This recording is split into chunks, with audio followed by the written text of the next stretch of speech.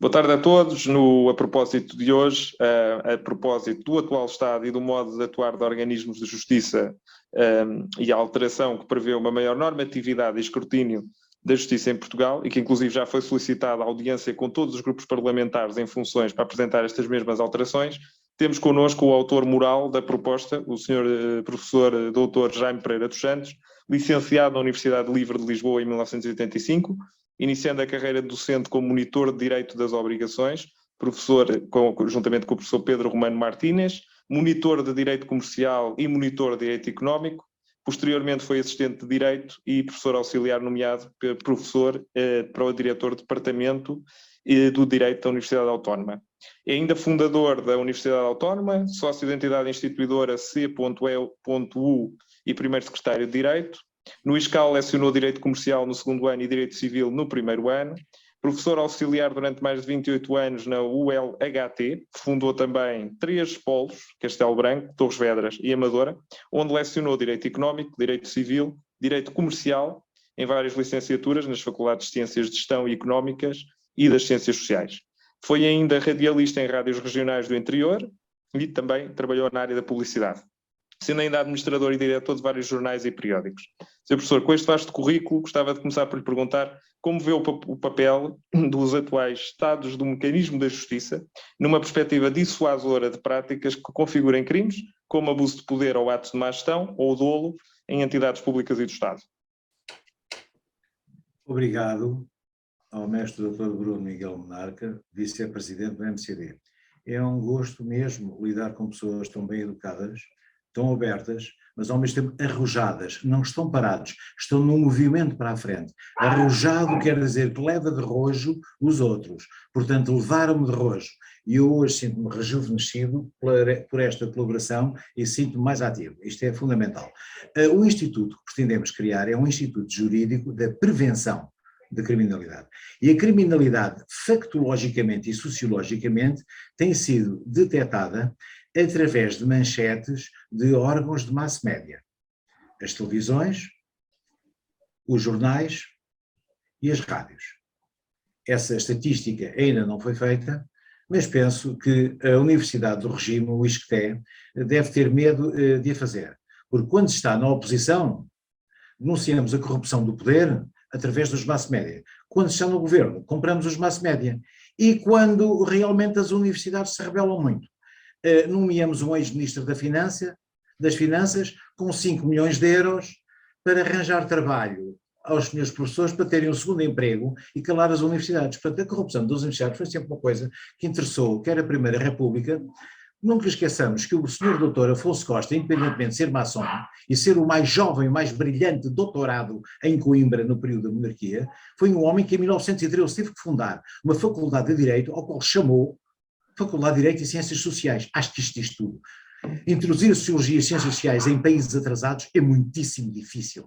Basta ver que para introduzir a Sociologia em Portugal foi preciso um homem como Adriano Moreira e mesmo assim a Sociologia era quase que ciciada e murmurada. Só teve asas de doutoramento e de grande licenciatura e grandes escolas depois do 25 de Abril. Portanto, o Sr. Dr. Afonso Costa provou que se não retirássemos o monopólio à monárquica Coimbra, nunca teríamos uma Universidade Republicana em Lisboa como ele fundou. Portanto, voltando aqui à prevenção da criminalidade, é obra, portanto, de um homem libertário e da geração livre que sou eu, licenciado em 1985, ok, que a Universidade Livre foi fundada contra o numerus clausus socialista.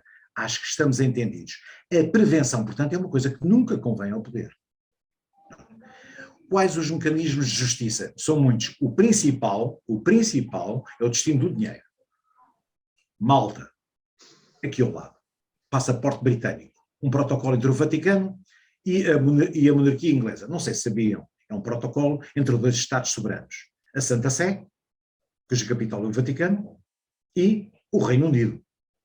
Ok? Passaporte britânico. Que sonho magnífico. Segundo, Gibraltar. É uma vergonha, não é? O Franco tentou bombardear Gibraltar. Ninguém consegue tirar Gibraltar. Eles têm submarinos nucleares ao pé de Gibraltar, mas disso ninguém fala. Falam-nos à Zaporíjia e os submarinos nucleares em Gibraltar. É um paraíso fiscal. E os paraísos fiscais, mesmo na cara da França republicana. A ilha de Man, Jersey e Guernsey. têm estatutos especiais. E as Ilhas Órcades, a norte com a Noruega, também têm um estatuto fiscal. A Alemanha e a Áustria têm o seu próprio o seu protegido, tem o seu protegido, não é verdade, paraíso fiscal, o Liechtenstein, que é um Estado encravado, como sabem, entre a Áustria e a Hungria. O Grão-Ducado. O Grão-Ducado do Luxemburgo, que já teve honras de ter tido um presidente de Comissão Europeia, tem um estatuto fiscal bastante parecido com o da Holanda, altamente favorável e diferenciado dos outros. Portanto, além de não haver harmonização fiscal, há uns que nunca serão harmonizados, porque são totalmente diferentes. Ou como se diz nas rábulas do Orwell, somos todos iguais, mas há uns que são mais iguais do que outros. Mas há mais paraísos fiscais na Europa. Não venham para cá dizer que temos que legislar para legislações territoriais que são produzidas pelos americanos e pelos árabes. O Dubai é muito difícil. O senhor Tony Blair, o chefe da terceira via, saiu de primeiro-ministro e é o consultor da monarquia do Dubai e de todos os grandes bancos de investimento no Dubai. Portanto, eles são os protetores socialistas, sociais-democratas, republicanos e monárquicos, estão todos unidos na defesa a dentes cerrados dos paraísos fiscais. Mas o Banco Central tem leis, nas regras de compliance, que o senhor Dr. Fernando Pereira e os senhores bem conhecem, que são presidentes deste movimento, tem que notificar tudo. No caso Sócrates e nos anteriores, não houve notificação nenhuma. Os governadores do Banco de Portugal, they turned out a blind eye, fecham os olhos, em português comum. Há buracos na lei. Os americanos dizem loops and holes, as voltas da lei e os buracos da lei. É isso que se negocia. Ou no dizer do célebre doutor Almeida Santos, Ministro da Economia e Justiça, doutor Mário Soares, negociam-se vírgulas no Parlamento. E para extinguir o papel selado foi quase preciso 7 anos. Portanto, nós estamos num país que, além de ser a cauda da Europa, é o país mais conservador da Europa.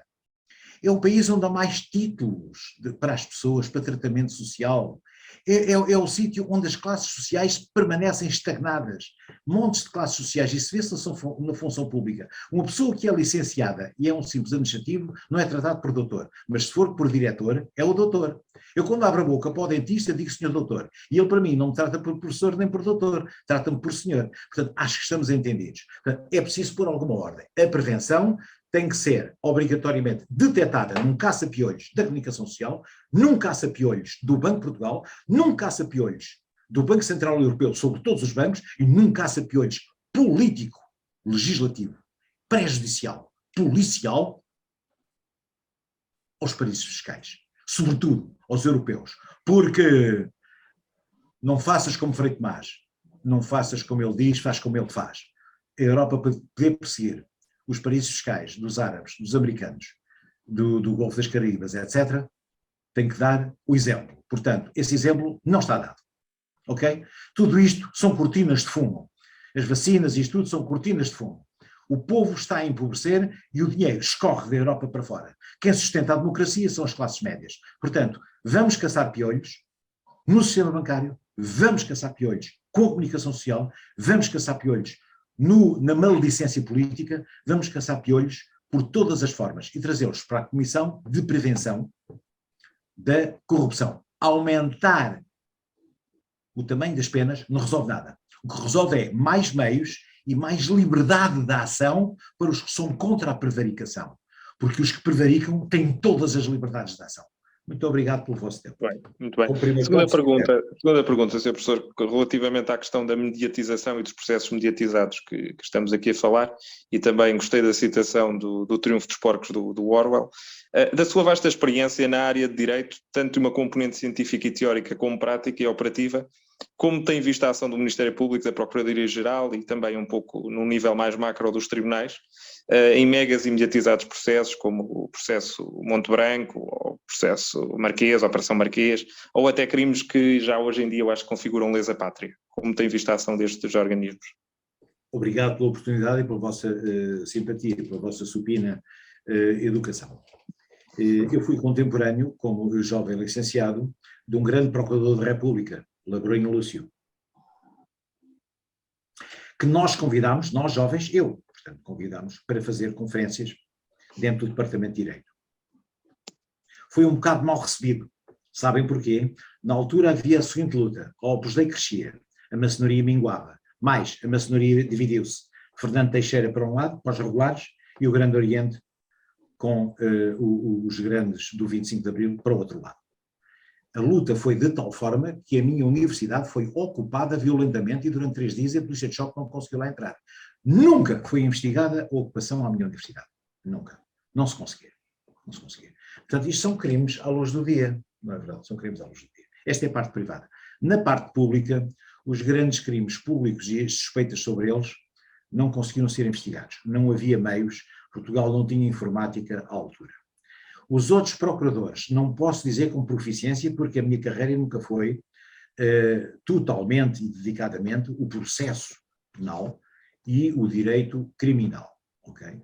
Aquilo que eu posso dizer é que os crimes comerciais, os crimes de natureza, digamos assim, civil, o abuso de poder, a burla, e os crimes de natureza económica, isto é, o casamento entre o poder político e o poder económico, foi uma coisa que nós sempre lutámos através dos meios das universidades que criámos, universidades privadas, as públicas não nos queriam, e através de órgãos privados, órgãos de comunicação. Portanto, a universidade ligada a rádios e a jornais e a revistas, fizemos um grande movimento contra a corrupção. Sem sucesso prático, no sentido de caçar os peões, mas que as pessoas começaram a sentir que a sua cabeça, os contribuintes, estavam cheios de peões e que aquelas pessoas que tinham 2 empregos em famílias de 4 pessoas e que havia famílias que tinham 10 empregos por pessoa ou 5 empregos por pessoa. E isso não aparecia em lado nenhum. Continuamos com macroeconomia a mascarar tudo. Portanto, não, nós, na prevenção criminal, não queremos a estatística macroeconómica, porque a estatística macroeconómica, como os próprios novos economistas já denunciaram, é aquela macroeconomia que diz, temos 4 frangos e 3 pessoas. Pois, só que há uma pessoa que come 2 frangos. E os outros 3 só é que comem o outro frango, não é? Portanto, a macroeconomia diz que há 4 frangos, perdão, há 2 frangos, 3 pessoas, é mais ou menos, na verdade, 66% de um frango para cada pessoa. Mentira. Não existe essa realidade. Essa realidade é puramente um logro pseudo-estatístico e pseudo-matemático ou pseudo-algébrico. Portanto, temos que nos vir livre da pressão da semântica macroeconómica, e o Sr. Mestre Dr. Bruno é perito em semântica e em filosofia da cultura, e, portanto, isto tem que ser desmascarado. Por isso é preciso haver um órgão para que esse órgão tenha uma semântica diferente. E que depois diga assim, eu quero um caça-piolhos na banca, no sistema financeiro, na contabilidade, nas autarquias e nos mass média.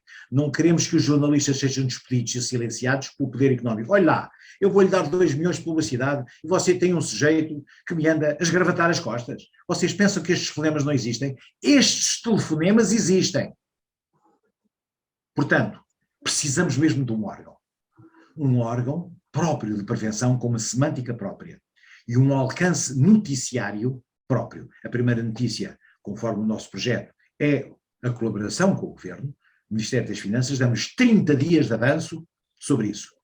Se não disserem, pomos tudo cá fora. Tem que ser esse o poder de um dispositivo, uma pequena instituição de prevenção da criminalidade. Muito obrigado pelo vosso tempo. Sim. Obrigado.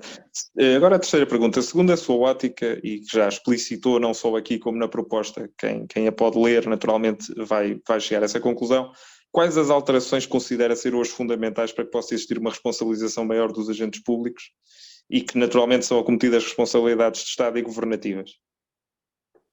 A primeira coisa é uma transferência para uma offshore que não foi comunicada, não é uma irregularidade, como consta do processo Salgado, do processo Sócrates e outros. E continua irregular. Não legislam, deixam o buraco. Durante um processo criminal, se houver lei, a aplicação da lei é mais favorável. Não, mas pode haver uma revisão constitucional, se calhar o PSD não quer, não é? Pois, e por que será? E por que será? Dizem-me. Uma revisão constitucional que diga assim, não, o princípio mais favorável não se aplica quando está em causa o interesse de Estado. Os procuradores continuam a dizer, não está em causa o interesse de Estado, está um interesse de Estado localizado, a que chamam meramente público. Não, o interesse de Estado vai ter que prevalecer. Portanto, primeira questão, é o interesse de Estado, e os seus procuradores têm que ver isso. Segundo, não se pedem indemnizações, porque isto é a responsabilidade. Pode-se pedir uma indemnização e devolução do dinheiro. Se forem ver as atitudes dos procuradores, atuam como polícias, deixando pouco espaço à polícia, E depois não pedem indemnizações do Estado contra essas pessoas. Não pedem. Ou seja, se consultarem o processo, não pedem indemnizações. Isso depois é só o juiz se houver muita pressão da opinião pública e pressão do governo. Portanto, são tímidos propositadamente. Como é que se chama um homem que é tímido propositadamente? É cobardia institucional, é amputação, é castração. São castrados. Castrados. Faz lembrar o meu amigo Almada Negreiros, que conheci no Chiado. Eu, jovem incauto, e ele, velho sabedor. Hã? Os castrados. Hã? O Dantas, pim, pum. Ok? Portanto, vamos ver o seguinte. Esta é a primeira questão. Segunda questão. Tem que haver uma lei do confisco. Os senhores não podem continuar a andar nos iates e nos Ferraris, etc. E a gente saber ou suspeitar determinadas coisas. São confiscados. Mas o confisco é a mudança do título da posse. É isso que eu estou a dizer. Mudança do título da posse. Se pode ser usado ou não, isso depois a lei terá que ver. Tão longe não vou, mas tem que haver um confisco. Mas isso já existe, já existe. Querem saber a história crítica, a história verdadeira crítica, com um bloco de apontamentos na mão, uma visitazinha aos armazéns da PJ? Querem? As coisas apodrecem e nunca são usadas pelo Estado. Por exemplo, fizemos uma lei de confisco que dê a oportunidade ao Estado, que tem falta de dinheiro, que está a ser roubado pelos putativos presumíveis criminosos, de usar os bens, casas, meios de transporte, etc., que esses senhores têm. Têm quartéis generais informáticos fabulosos que a Polícia Judiciária não tem. Ou pensam que estas coisas de fugas para o offshore se faz apenas com triangulação. Não se faz só com triangulação. Faz forjando documentos, forjando computadores, forjando tudo, forjando telecomunicações até, forjando a voz, forjando imagens. Okay. Essas forjas, essas fábricas de falsificação têm que ser descobertas. Já ouviram falar disso? Não, claro que não. Portanto, esta é a segunda questão, uma lei do confisco. E depois é preciso outra coisa, é meios de coordenação internacional e propriamente interna. A procuradora resignada, jubilada, senhora doutora Maria José Morgado, devia ser aproveitada para a Comissão de Prevenção da Corrupção. Se como jubilada não pode, porque quer dinheiro, está a fazer, não pode fazer, nem nunca faria, mas poderá, eventualmente, como cidadã, dar uma opinião, uma pista. Não é verdade? Eu penso que sim.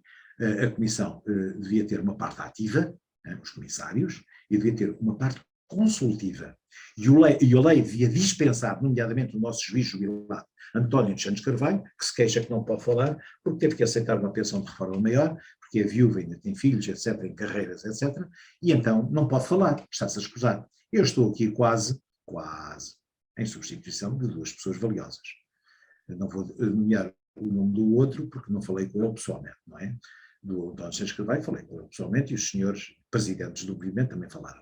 Portanto, temos aqui a falta de meios e queremos meios. E um dos principais meios é a inteligência e a experiência daqueles que viram que queriam agarrar a galinha, mas não conseguiram.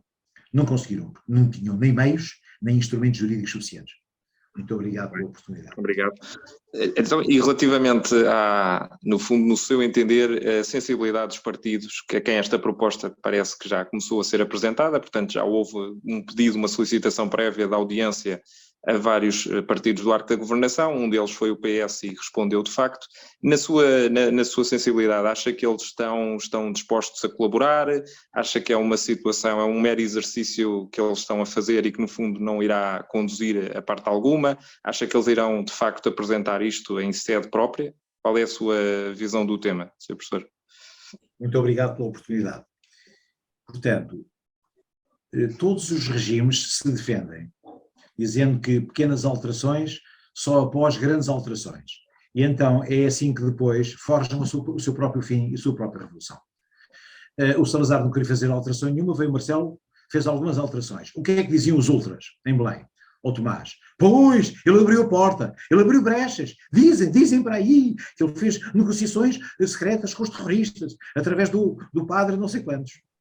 Esse padre toda a gente conhece, não é? Portanto, é o tio da esposa do senhor engenheiro António Guterres, secretário-geral. O tio da sua esposa foi o homem que já quis negociar com Marcelo Caetano com a situação de Cabo Verde e a situação explosiva da Guiné-Bissau. Muito bem. Portanto, na Primeira República também surgiu isso. Não se pode mudar certas coisas, porque essa pequena coisa mexe com o edifício total. Foi assim que surgiu o 28 de Maio, e que um homem que dizia em cada palavra 10 palavrões, não é, vindo do Norte, que não estava no topo da hierarquia militar, mas disse, vamos acabar com esta, ok? E depois veio por aí abaixo, passou pelo Porto, disse olá, bebeu um copo de vinho do Porto, e depois veio por aí abaixo, não é? Certo. Portanto, é assim, é este próprio regime que está a acabar a sua sepultura. Não se pode fazer isso sem uma revisão constitucional. Claro que pode. Alterar as leis bancárias, pode. Dar mais meios à judiciária, pode. Convocar um conselho consultivo, pode. E pode fazer leis que não tocam na Constituição, mas fazendo uma interpretação extensiva da Constituição para restringir o excessivo securitismo dos direitos dos cidadãos e o excesso de liberdade aos criminosos, e cortando as mãos ao Estado e às forças do Estado, e às forças da investigação e do próprio pensamento. O senhor está-me a ofender. Eu, alguma vez, contratei com essa autarquia para tirar dele proveito, toda a gente sabe como é que foi feito o proveito, só que a pessoa não tem tempo para escrever um livro de 800 páginas para poder provar isso, não é? Mas Vox Populi e Vox Dei. Penso que sobre este ponto estamos quase falados. O regime está a talhar o seu fim, porque para pequenas coisas diz que são precisas grandes coisas, então não faz. É como o caso do aeroporto. Não, nós temos um projeto para o aeroporto, mas o PSD que fala primeiro, quando os homens estavam ainda a mudar as fraldas ao bebê. Claro que sim. Não querem decidir. E agora, no caso da justiça, queremos o apoio do PSD, não é? E o PSD o que é que vai dizer? Estamos a estudar, mas não querem mudança, não é? Porque o PSD também está cheio de corrupção. Ou querem que falemos sobre isso? Querem que falemos como é que um primeiro-ministro que dizia nunca sairia de Portugal, não é verdade? Enquanto houvesse uma criança com fome e a meio do mandato vai para presidente da Comissão Europeia e sai da presidente da Comissão Europeia a vice-presidente do terceiro maior banco do mundo, um banco judaico-americano chamado Goldman Sachs. Bom, portanto, estamos mais ou menos conversados, ok? Portanto, vamos ver o seguinte, as coisas podem se modificar. E, portanto, o que é que temos que fazer com os partidos? Primeiro é desmascarar o arco da governação, que foi uma teoria, coitada, inventada pelo Dr. Passos Coelho, portanto, além de economista, licenciado com 10 valores, quer dizer, pronto, vamos com calma, ele que não se meta nisso, está bem? O arco da governação não existe. O próprio Cavaco, depois de 30 dias de assédio, teve que dar posse à geringonça, não é? Porque era legal. Agora, a geringonça também julgava que era o arco da governação à esquerda. É eterno fumo do poder. O poder inebria, o poder droga, é uma droga. Começam a ficar cegos, poderosos e barrigudos.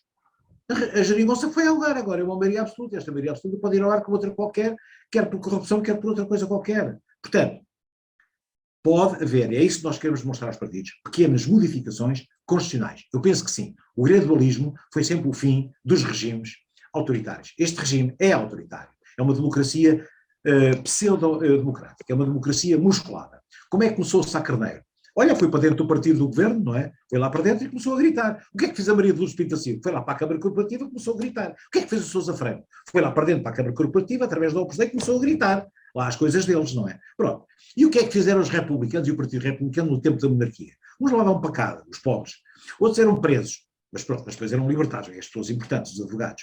E os ricos eram embaixadores lá fora e tal, José de Queiroz e companhia, e diziam as suas coisas, os ramalhos ortigões. É o que está a passar na Segunda República.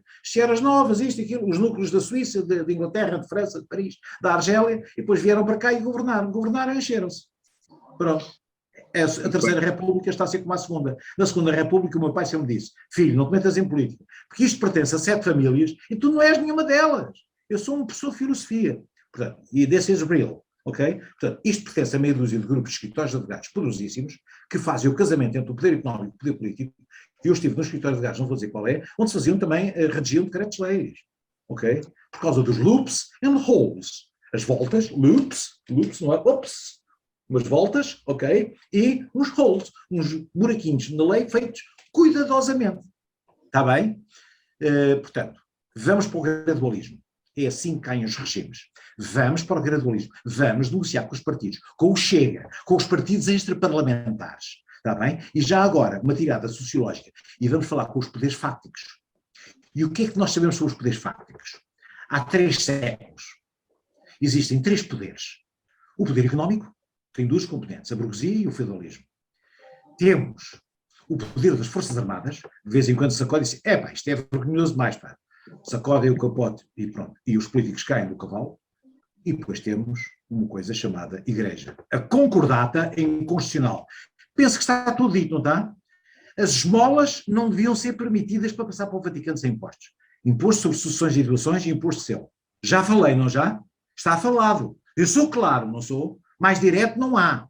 Sem dúvida. A convidata é inconstitucional, ok? O Vaticano é um paraíso fiscal. E os seus bancos. Vamos em frente, sim, meus queridos, vamos em frente. E as outras religiões também, porque a lei das religiões foi feita por Vera Jardim e depois houve a revisão Moraes Sarmento. Mas convém ver ali uns loops and holes, porque proliferam religiões. Há zonas industriais à volta de Lisboa, onde em vez de haver indústria, os armazéns transformaram-se em igrejas de bispos brasileiros e de religiões americanas e religiões com diversas origens, e cobram dízimos, isto, aquilo, e as pessoas dão dinheiro. Não há fenómeno de fiscalização. Okay? Não há fiscalização. Eles que vivam para aí, que explorem à vontade, e os bispos que comprem iates e transportem o dinheiro para o estrangeiro, em malas, ok? E a propósito, o que é que se passa com o aeródromo de Tires? Sabem o que é o aeródromo de Tires? Como é que são vigiados os aviões, jets privados? Sabem ou não sabem? Eu sei, porque vivi 20 e tal anos no Conselho de Cascais. Eu sei o que se passa no aeródromo de Tires, ok? Eu sei. O meu colega do liceu, Paulo Andrade, que é o diretor, foi lá posto precisamente por ser desse grupo. Estamos entendidos, ok, sobre coisas físicas, ok? Estou agora já a falar de coisas físicas, coisas que não passam pelos bancos nem pelo sistema informático. Às vezes é mais prático mesmo levar as malas, ok? As malas, aviões privados, aeródromo de Tires. Estamos em frente? Então vamos lá, estou a falar claro, certo? Para gravar, certo? Então vamos em frente. Sr. Professor, eu tinha aqui uma última pergunta para si, mas esta pergunta acho que já está subentendida a resposta.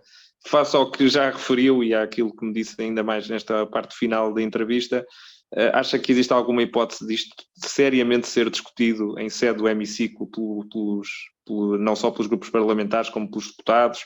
Acha que a situação do facto de eles terem a disciplina de voto vai condicionar até se calhar o interesse de alguns deles em aderir a uma situação destas? Como é que acha que vai ser o futuro desta sua proposta? Todos os regimes começaram por ruir primeiro pela fratura e pela dúvida moral. A dúvida moral é importante. Epá, eu estou a fazer isto para defender o partido, mas de facto aquele gajo lá daquela autarquia, aquele gajo daquela empresa, eu estou de ano. O incómodo. Na revista O Tempo e o Modo, que também ajudou a fazer cair o regime, havia 3 tendências.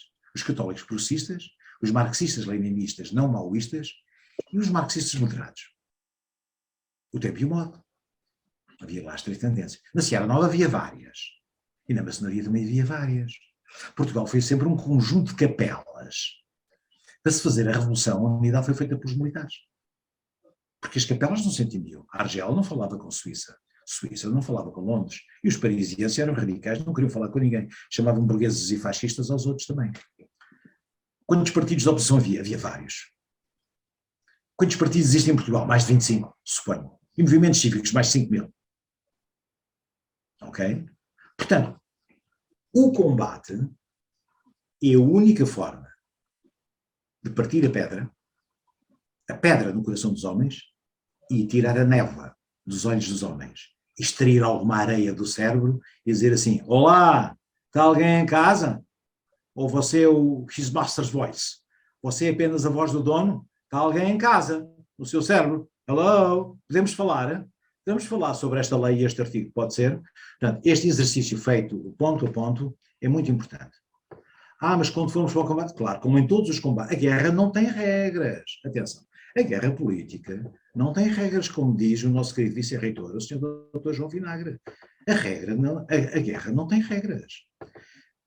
Vão atacar-nos a cada um de nós, dizendo que nós também somos corruptos, que nós também somos mentirosos, que nós não sabemos direito, que eles sabem muito mais direito, que eles têm a ciência. O que é que disse o Pedro Nuno Santos? Agora toda a gente percebe de aeroportos. Eu só pergunto aqui ao Pedro Nuno Santos, homem para homem. Você quantos aeroportos construiu? Seu garoto de barbas, do 1,90 m. Quantos aeroportos construiu você, pá? Você é um engenheiro oculto, pá. Você só subiu à construção do partido, pá. Quantos aeroportos construiu você? O que é um inquérito público, pá? Que estava ali na Câmara de Montijo e onde tem 6 meses total. É para o povo se poder pronunciar. Até ao final você subiu à custa da democracia para o poder e agora é antidemocrata, não quer ouvir o povo. Então o povo não se pode pronunciar sobre os aeroportos. Não se pode pronunciar sobre os vossos ordenados. Não se pode pronunciar sobre a lei da corrupção. Mas vai pronunciar-se. Senhor pseudo-engenheiro Pedro Nuno Santos. Olá. Sr. Professor, muito obrigado. Em frente.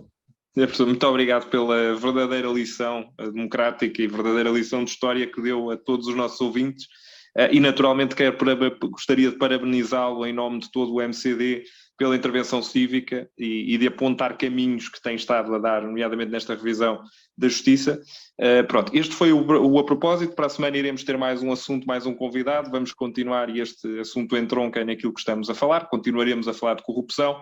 Nosso próximo convidado será Paulo de Moraes. O Dr. Paulo de Moraes dispensa apresentações, é uma figura mediática da cultura portuguesa e da sociedade portuguesa. Vamos então a falar da questão que está ligada a propósito do Ciresp, a propósito de questões ligadas à corrupção e negócios com o Estado. Volte connosco, nós estaremos aqui naturalmente para a semana. Muito obrigado e uma boa tarde. Obrigado. Saúde.